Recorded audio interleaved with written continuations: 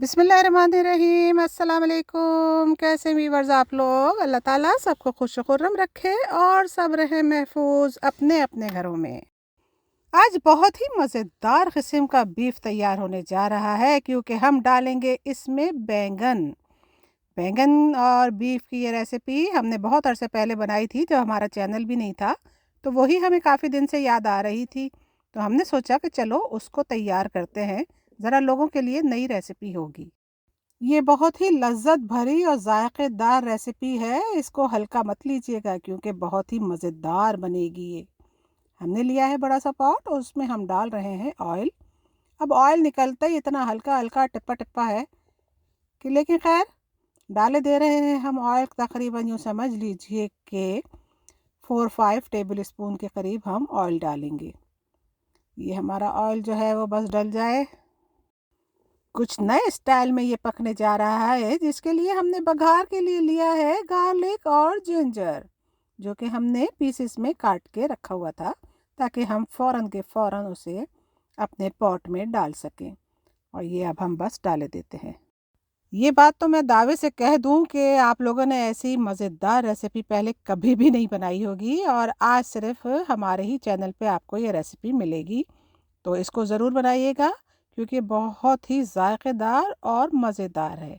ये साथ ही हमने गोश्त भी डाल दिया है और इसको हम थोड़ा उस वक्त तक चलाएंगे जब तक गोश्त का कलर जो है वो चेंज ना हो जाए। तो ये बस थोड़ी सी देर की बात है कि गोश्त अपना कलर चेंज कर लेगा और यानी कि ये वाइट वाइट सा हो जाएगा। इतनी मज़ेदार और यमी यमी ये रेसिपी है, इसको आप सहरी में भी खा सकते हैं और रात के खाने में भी खा सकते हैं।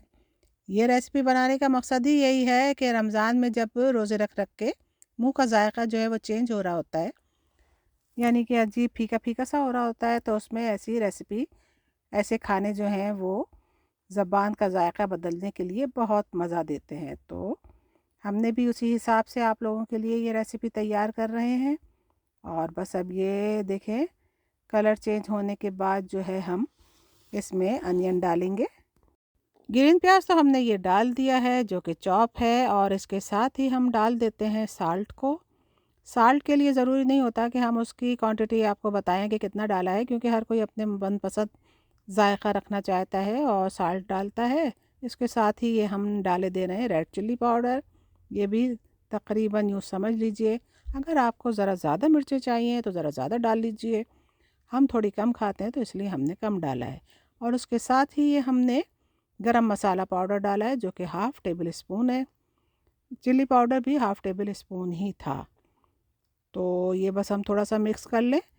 एक चीज़ अभी हमारी रहती है पपरिका पाउडर, वो भी हम डालेंगे। उससे कलर जो है वो बहुत ही अच्छा सा और ख़ूबसूरत सा दिखाई देता है। ये हम पपरिका पाउडर डाल रहे हैं जो कि 1 टेबल स्पून है। तो ये हमने अब मिक्स कर देना है और फिर हम इसमें पानी डाल के लिड लगा के हम रख देंगे और ये कोई 20 मिनट तक पकता रहेगा। क्योंकि गाय का गोश्त जो है वो ज़रा देर लगती है उसे गलने में, तो इसमें बड़े सब्र का मुज़ाहरा करना होता है और ताकि ये पकता रहे, क्योंकि बार बार चमचा नहीं चलाना चाहिए इसमें। इसलिए बस आप अगर एक दफ़े ढकने के बाद इसको पलट के उसी वक्त देखें जब ये गल चुका हो, तो फिर बात अच्छी बन जाती है, क्योंकि बार बार चमचा चलाने से गलने में काफ़ी ताख़ीर हो जाती है। ये देखिए कितने जोश व खरोश के साथ ये पक रहा है और अच्छा भी दिखाई दे रहा है, लेकिन हम सिर्फ ऊपर से ही देख रहे हैं। बाकी हमारा फ्लेम जो है वो बहुत मध्यम भी नहीं है, हाँ स्लो आंच ज़रूर है। तो बस ये अब पकता रहेगा 20 मिनट तक। 5 मिनट तो इसको हो गए हैं पकते हुए। 20 मिनट तो हमारे गुज़र गए हैं, तो चले फिर कंडीशन देखते हैं। माशाल्लाह माशाल्लाह बेहतरीन तरीके से गोश्त जो है वो तैयार हुआ जा रहा है। और इसकी जो खुशबू है ना वो भी इतनी अच्छी और डिफरेंट है, क्योंकि जिंजर से जब बघार करते हैं हम किसी भी चीज़ को तो उसका अलग ही पता लग रहा होता है उसकी खुशबू से। खाने का तो बाद में पता चलता है, लेकिन महसूस उसकी खुशबू ही कराती है कि कोई यूनिक और बेहतरीन खाना तैयार हुआ जा रहा है। गोश्त तो हुआ ही जा रहा है, तो अब हमें बैंगन भी तो डालना है। तो बैंगन को हमने ले लिया है और ये एक छोटा सा बैंगन है, कोई बहुत बड़ा साइज़ का नहीं है। इसके हम पीसेस काट लेंगे, लेकिन काटेंगे हम लंबान में, और वो फिर हम उसमें डालेंगे।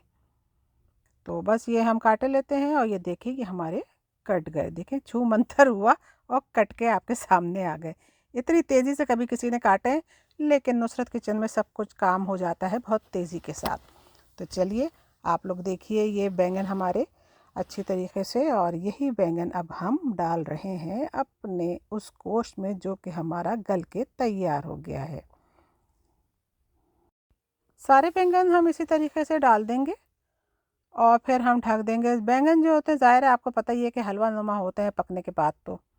तो ये भी अपना जो इतनी अकड़न है ना, इनकी अकड़न यूँ लम्हे में निकल जाएगी जब ये पक जाएंगे। तो इसलिए आप लोग कोई ज़्यादा परेशान ना होइए कि ऐसे कड़क कड़क बैंगन लग रहे हैं अकड़े हुए से। तो ये अच्छी तरीके से इनकी अकड़ अभी हम निकाले देते हैं जब ये भाप में तैयार हो जाएंगे। थोड़ा सा हम साइडों से पानी भी डाल देंगे ताकि जो पानी ये चूसें वो पानी वापस हमारे सालन में रहे। थोड़ा थोड़ा सालन होता है तो जायके का पता चलता है। हद से ज़्यादा पानी यानी भुना हुआ जो होता है वो उतना जायका नहीं देता जितना थोड़ा सा सालन लाजमी हो दे। तो ये हमने लिड लगा दिया है और इस तरीके से ये कोई यूँ समझिए कि 6-7 मिनट में पक के तैयार होंगे। ये हमने दोबारा से कंडीशन चेक की है। हाँ, अभी थोड़े नरम तो हुए हैं, लेकिन वो कंडीशन अभी नहीं हुई है जितनी कि हमें चाहिए। तो कमर ज़रा ज़रूर इनकी झुक गई है। ये देखिए कमर थोड़ी सी झुकी झुकी सी है, जो कि हम बिल्कुल ही इस कमर को लिटा देंगे यानी पछाड़ देंगे। तो बस थोड़ी देर और फिर देखते हैं क्या पोजीशन आती है हमारे इस इतने मज़ेदार रेसिपी के खाने की। इतना मज़ेदार और ज़ायक़ेदार बैंगन गोश्त तैयार हुआ जा रहा है। बस थोड़ी देर बाकी है। बैंगन तो बहुत तेज़ी के साथ गल ही जाते हैं, तो इसकी तो बिल्कुल भी फ़िक्र नहीं है। बस हम अब इसमें डालेंगे हरी मिर्चें जो कि हमने लंबान में काटी हुई हैं। अब उनकी बारी है और ये भी हम थोड़ा सा गलाएंगे ताकि थोड़ा सा इसका भी जायका हमारे ये इस सालन में आ जाए। तो ये बस ज़रा तरतीब दे लूँ, एक आध मिर्च सेटिंग से लगा दूँ ताकि आप लोगों को भी अच्छा लगे कि हाँ भाई मिर्चें ज़रा तरतीब से रखी हुई हैं। बस ये हमने लिड लगा दिया है और बस अब ये मज़ीद देखें मिर्चें भी जो हैं वो भी थोड़ी सी सॉफ्ट सॉफ्ट सी दिख रही हैं। और बस ये हमारा तैयार ही है तकरीबन तकरीबन। और बस खाएंगे हम।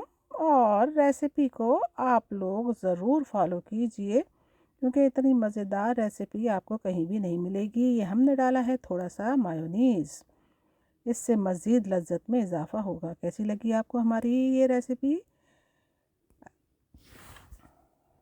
सेहतमंद ग़िज़ा खाइए और घर में बना के ग़िज़ा खाइए। अच्छी सेहत का राज अच्छी ग़िज़ा में है। नुसरत के चैनल को लाइक कीजिए, सब्सक्राइब कीजिए और बेल आइकन का बटन दबाना बिल्कुल भी ना भूलिए। अल्लाह हाफ़िज़, टेक केयर।